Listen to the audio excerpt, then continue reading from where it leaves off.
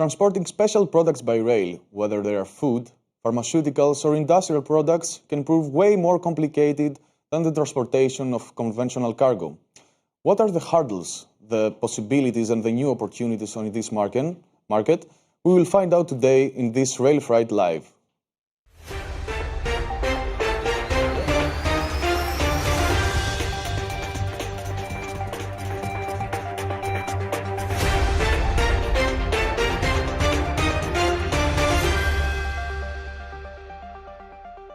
Hello everyone, it's Friday 9 July and online with us we have Zhao Dayang from FactoryHood.com and Alex Dmitriev from REFAGRO.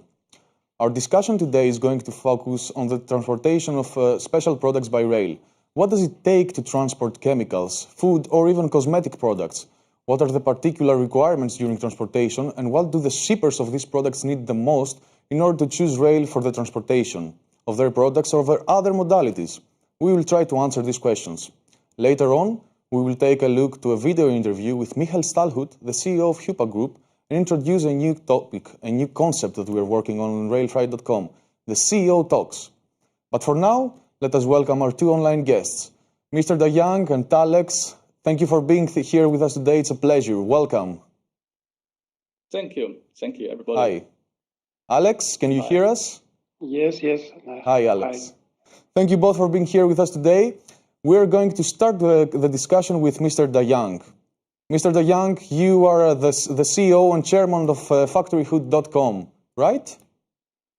That's right. And are you based in China, and where are you based specifically? I'm based in Beijing, China, yes. Perfect. So what is FactoryHood all about? What is the purpose of this concept? What do you do? Yeah, all right. Thank you very much for giving me the opportunity to communicate with the European audience. Thank you. I really appreciate it. Some words about myself and the project. My name is Zhao Dayang. I'm a chemical engineer. I spent 20 years in the chemical industries. I've done all sorts of chemical things, running a production plant, doing the engineering, design, running a project, marketing, general management. Basically, I know very well the chemical industries. So you may wonder why, what brings a chemical engineer into a railway freight business? Yes, good question. Yeah, it goes all the way back to 2015. I was together with our partner, Hupa Group. We were doing an ice-breaking project in Xinjiang province. We were moving a whole block train of liquid chemicals from Xinjiang, a west province in China, all the way to Germany and France. That was the very first time people using a block train form to move liquid chemicals from China to Europe by railway. And from that project, we gained a lot of trust, and we also sensed the potential and the value in this Silk Road way of conducting business, in particular in the chemical industries. And that's how I entered this field. So FactoryHood platform is basically an e-commerce platform with the mission of connect the chemical industry of China and Europe by railway. And our step one mission is to build a system, to ensure the feasibility and the reliability of transporting chemicals between China and Europe via railway, make it possible and feasible. The project was built on two dimensions. On the upper side, we are building an online, highly specialized cyber market for chemical trade, which enable the chemical producers for both sides, China and Europe, to be able to speak, communicate, and align their needs and demand. For the offline part, we are building up a system to ensure the specialized railway service system to ensure door-to-door delivery for the trade initiative on our system. So simply, the buyer and seller could meet on our platform to generate the trade. With the help of FactoryHood, we provide our expertise, our knowledge, and as well as the system. to support the trade. In the meantime, we provide door-to-door intercontinental railway-backed delivery to ensure that's a total solution for both the buyer and the seller. So again, the system is to build for the mission of connecting the two large industries in China and Europe. Our business was also established in both Europe and China. Our headquarters in Europe is in Sweden, and our headquarters in China is Beijing. And the team is also a mixed team between Chinese and Europeans.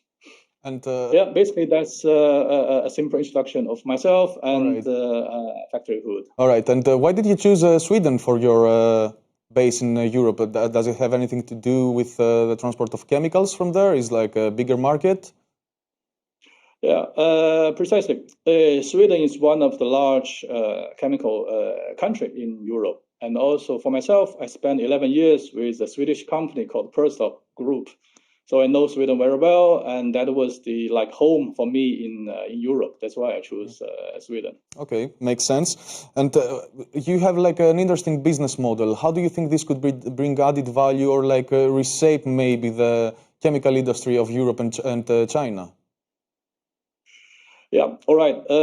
As I said, the business model is to provide a cyber market, online market, and together with the offline railway door-to-door delivery system. It's like a marriage between e-commerce and the modern freight train system. Maybe it's not new for other industry, but for our chemical industry, this is truly new.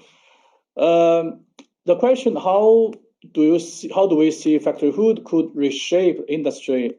My opinion is we are not just providing a new way of supplying chemicals in a greater span of distance and flexibilities.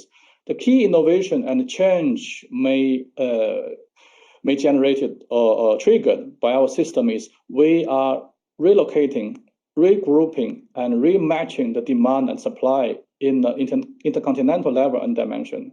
I repeat, FactoryHood is relocating, regrouping, and rematching the demand and supply in the intercontinental level dimension. So our business model make this possible and feasible for the very first time. This might be the way how we want to change the industry, and we do believe that will bring some value. Okay, yeah. Sounds very interesting indeed.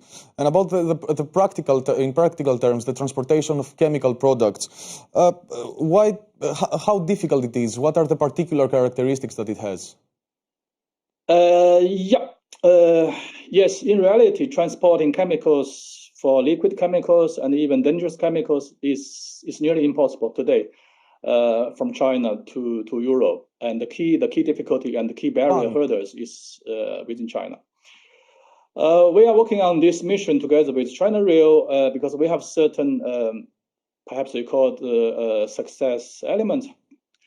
First, we know both the European industry and Chinese chemical industry. We know this very well, and myself and my team was coming from the logistic and trading industries. And also we know how the system works in both China. I mean the railway system in both China and Europe. We know how was the pain point.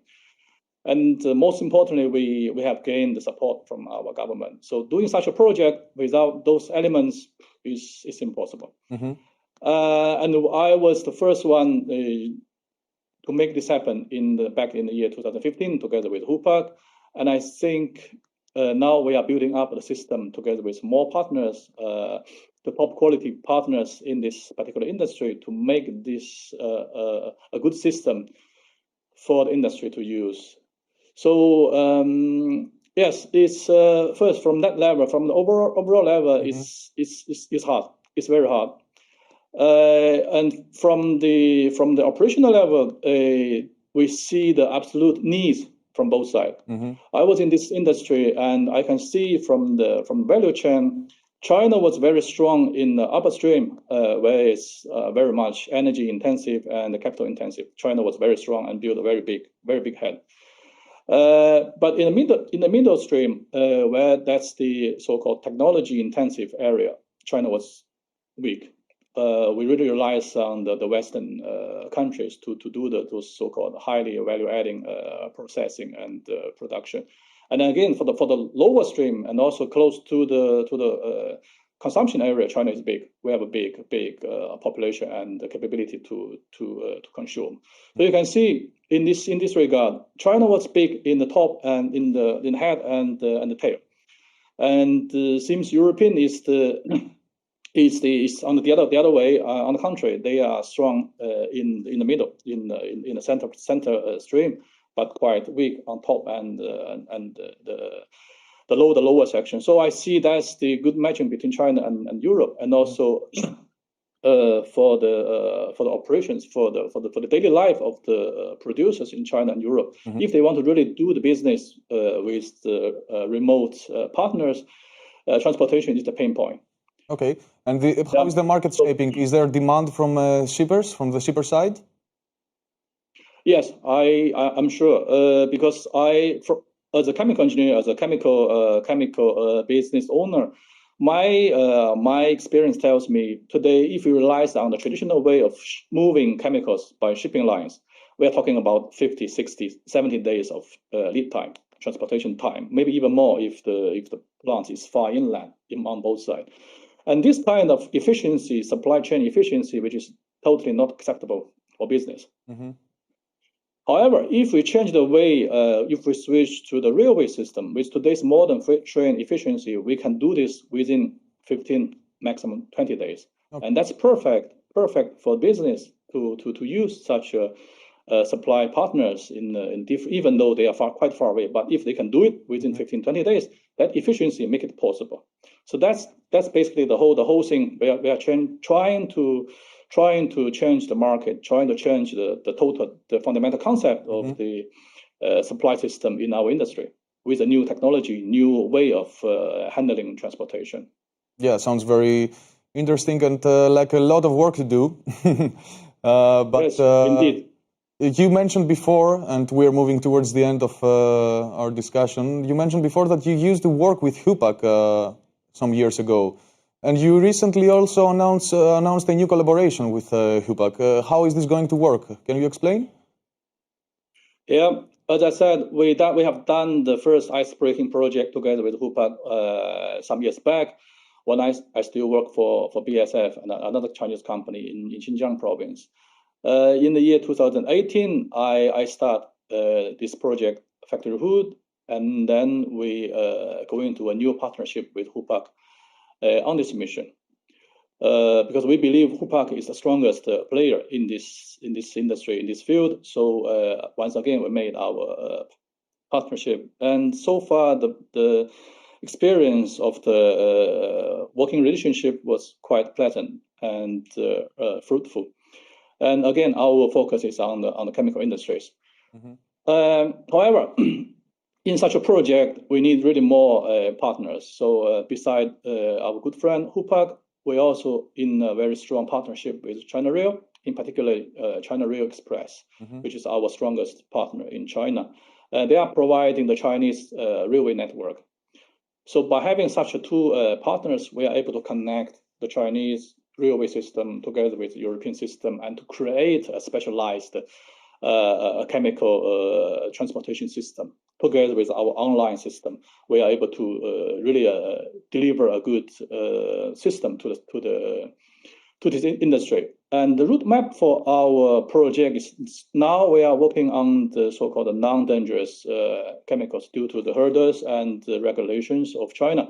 We can only focus on non-DG, so non-dangerous chemicals, but we are focusing on liquid so far because we are the only one could do liquid transportation on this route, China, Europe. And the next step is we are work together with China Rail and HUPAC on the selected items of dangerous goods. We are opening up this door. And the next step is try to make this door open fully on the full scope of dangerous goods in, let's say, 2 to 3 years time span.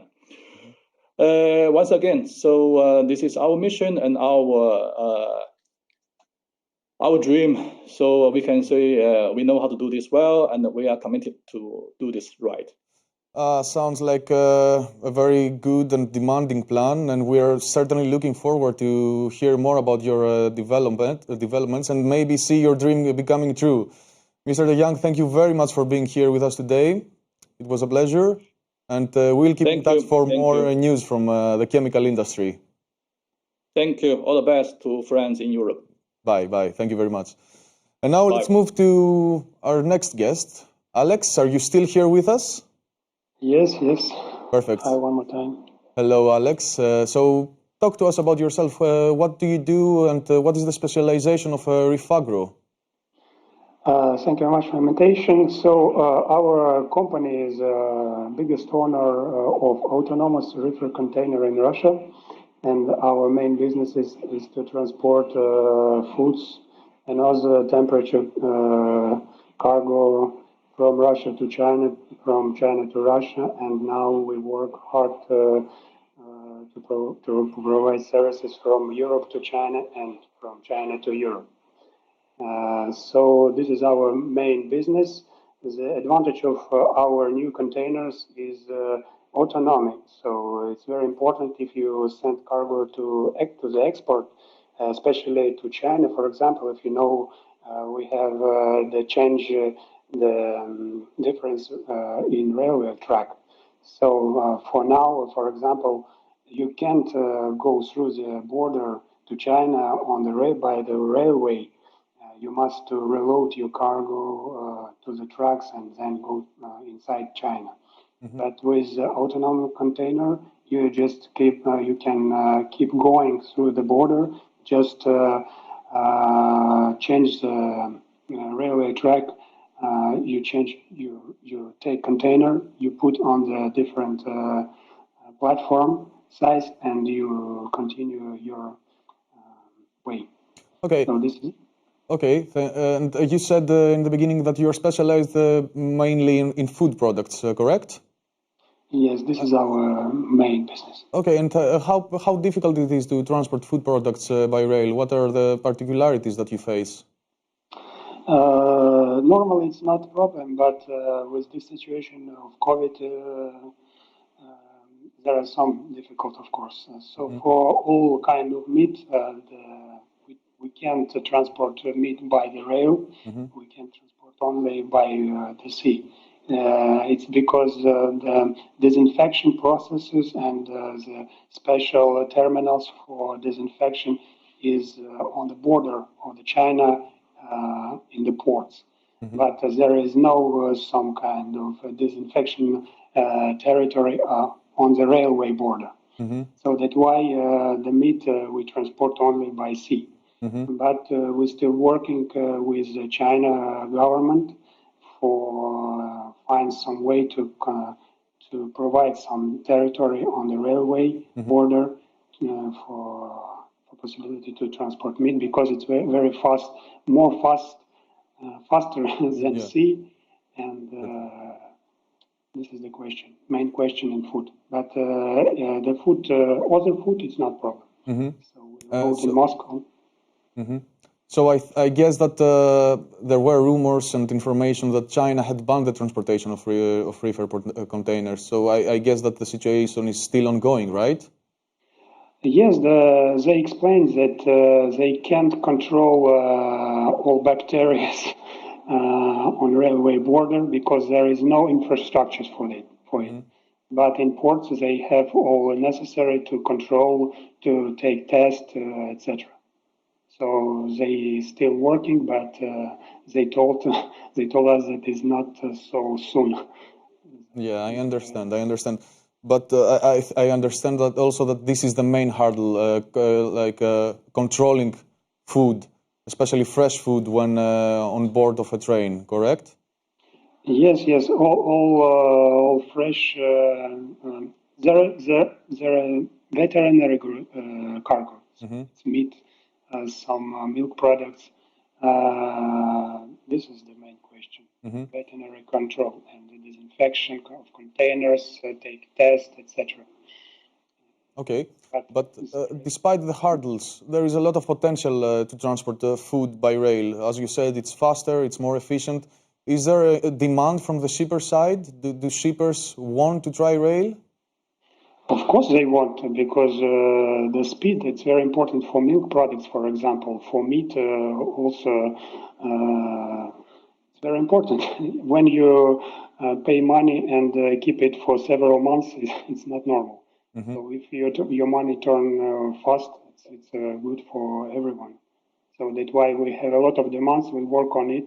We work now to provide services of transit from Europe to Japan, to Korea. So it's also the main. Mm-hmm. Okay, then it's clear that there is a lot of potential, but there are still steps to be taken, especially in terms of infrastructure. Alex, thank you very much for being here with us today and for your insights. Let's keep in touch for more news about the transportation of food on rail towards China and from China to Europe. Thanks a lot. Thank you. Thank you. And now we will move forward to a different topic. As promised previously, you are about to watch an exclusive video interview with Michael Stalhut, the CEO of HUPA Group. This concept is part of a new thing that we're preparing in the RailFreight.com team. It's called the CEO Talks, and we meet with CEOs from the RailFreight industry and discuss about things, but from a different and a new perspective. Let's look at the video.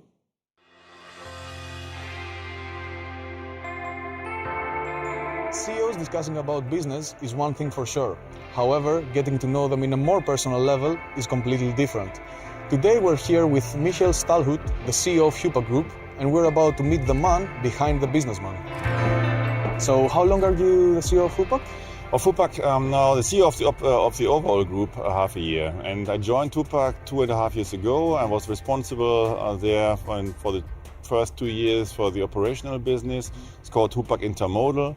That is the overall operations in HUPAC. And then half a year ago, I stepped in, taking over the role of the CEO of the overall group. Mm-hmm. Pretty interesting, I must say, because being a railway nerd, I'm a railway nerd at least, and coming into the operational of the intermodal operations, it is much more market-driven, much more speed behind it, and it's really interesting. It's very dynamic. It's very dynamic. Right? I must say, taking a look at both sides of the world, one is the operator business, the other one is the railway business. As the railway, I was always thinking, I did my utmost best, and that's it. Mm-hmm. And taking a look now at the railway business, I would say, if railway is more performant, we could do much more. We could do so much more in Europe, and can shift much more from road to rail. Rail has to be more performant. I understand. So, from what I understand now, how do you see your role as a CEO? Like, what impact would you like to make? It is not always about me. It's about the team, and I must say it's a long learning curve. Mm-hmm. Being the young one coming from the university, you always say, "I know how it's how life is going, and I want to rule the world." But it's not one person only. It's at least always like in soccer, like in basketball, like in volleyball. It's about the team. Mm-hmm. And coming into Switzerland, I guess it was for me the first really time that I have many high skilled professionals all around me, and we decided how to create this SBB Cargo International company together. Then we said, you are responsible for that, you are there. I could enable, and maybe I could help in this or this various area. And that's the same now in HUPAC. Again, many good, skilled people, a huge amount of intelligence inside the company. We know everything about Poland, even about Spain, about Turkey. And the role of a CEO for me is to enable, to open doors, and to be a helping hand. In the eyes of the audience and in the eyes of journalists that are acquainted with the industry, you look like a very down-to-earth person.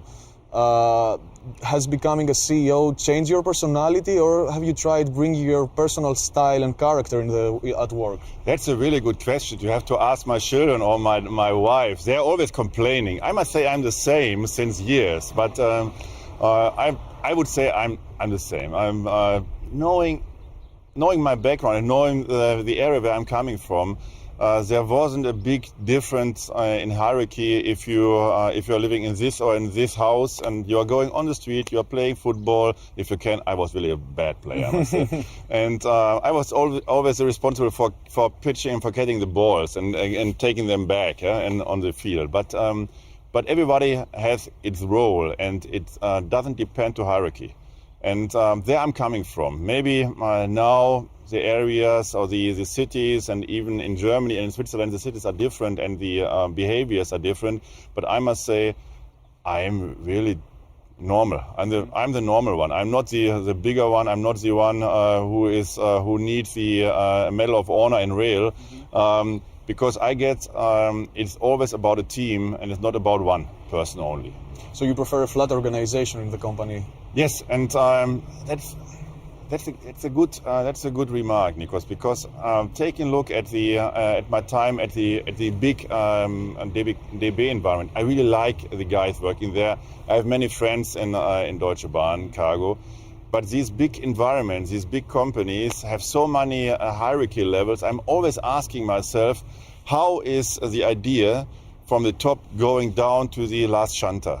Because you have to reach, you have to understand what the guys on the track are thinking. As I was responsible for the shunting yard in Mannheim, for this shunting area, I always try to discuss also with the Löser. That means the guys who are uncoupling and coupling, because you have to understand why a shift for them with 8 trains, making them also ill because of night shift, because of you are really heavy under pressure. You are doing a sweaty job, and then after one train you have to calm down, and then you sweat like hell, and then it's winter, and then and that means you have to create an environment where also the guys which are working can sit down and can do it not under a blue moon or under a blue sky, even if it's raining. Then it's not blue, it's gray.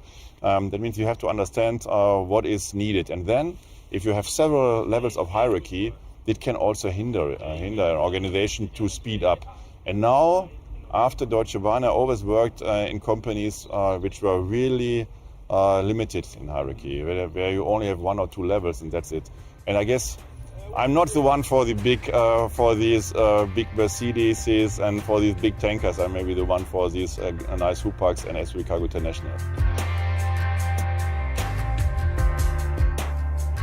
How does a typical day at work look for you? Like, do you take any breaks? Do you start early in the morning? Do you finish late at night? I'm pretty a nerd, I must say, because I'm starting not really early in the morning. Yeah? I'm starting in the morning at 6:30, 7, getting up, and then what everybody's doing. Now, getting older, I even take my time in the morning. In the past, I only took a black coffee and then go to work. Now I take 1 hour reading some emails in the morning. Yes, I'm eating one toast. I'm eating one toast. Drink my coffee, and now it's so nice where I'm living. I go out in my little garden and take a look at the Alps, and this in the morning is so enabling yourself, taking a look at the Alps, and then okay, it's not holiday, it's work, and then I get the energy, and then I can go down in the down because it's on the hill. I go down and in my office, and then starting with a short operational talk, then reading emails up to 9, then normally having meetings, and now you have so much meetings because of Corona, because everyone is deciding to make this online show. And in the past, you cannot jump from Antwerp to Warsaw and then go into Munich. No, you're in Warsaw, Munich, and Antwerp in one day by having WebEx, Zoom, and all the other tools available. And then at 4 o'clock, I guess, I must say, at 4 o'clock, normally these shows says stopped. Then I'm reading. Then currently I'm cooking myself, and then in the evening, I guess I'm reading. I'm really a late bird, not the early bird. Till now in your career, what is the biggest hardship that you have faced and managed so far, and how did you react it? Have you ever found yourself with your back against the wall? Yeah, I must say the Rastatt issue was the biggest impact ever. It's always the same in rail. At year end, I'm asking myself, and now nothing can come and can push me harder. And it's always the same. I'm going at the 31st in my bed, grow up at the 1st of January, and then crazy things are happening. Crazy things. And the Russia thing, I must say, was the worst one. And I was starting at the first day. I said, okay, I have some ideas, and we created as a team bypass ideas. And then we said, okay. So much trains have to go via France, via Brenner, via the RailFreight, the RFC2, that means the North Sea Mediterranean corridor, and maybe some about around the Gäubahn. And then every infrastructure manager was saying, no, doesn't work. And even in France, they told us, no, we are on holiday. And I was totally bothered. I was asking myself, that couldn't work. This is Europe. We have to sit together. And then we put so much pressure on it, and it came out a little. And it was starting a little by little. But nevertheless, the capacity which could be created could be much more higher than we really created in during this crisis. So for the next 5 years, what would be your goals on a personal level, but also on a company level for Hupac? I guess that during the next 5 years, there's a huge path for growth. A huge path for growth. Even now after Corona, we are still in Corona, but after Corona, I see a bigger demand compared to last year, compared to 2 years ago for rail.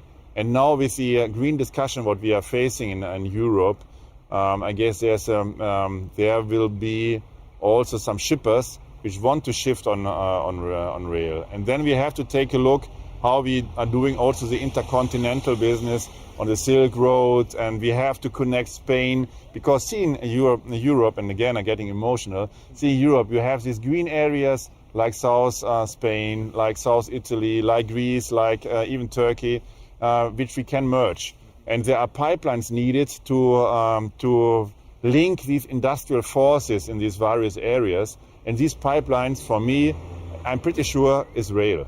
We can reduce the energy consumption with rail. We can bundle volumes. We can do last mile service on road, maybe with hydrogen lorries. And we need to understand the strengths of each mode.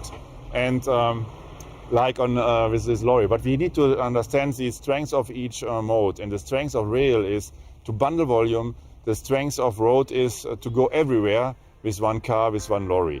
And if we understand this and do not complain against each other, then we can create something really big. And maybe we are an example for other continents how you can shift more on rail. If you liked the video, let us know who would you like to see featured in the upcoming interviews. You can do it on the comments below the video, but also on our social media. And now we have reached the end of today's show. Don't forget to subscribe to our YouTube channel and get updated for the latest industry news. Goodbye for now and see you next week.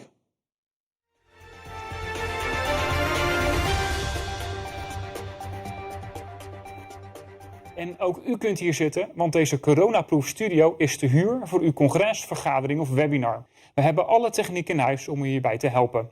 Kijk voor meer informatie op promedia.nl. Ik zie u graag in onze studio.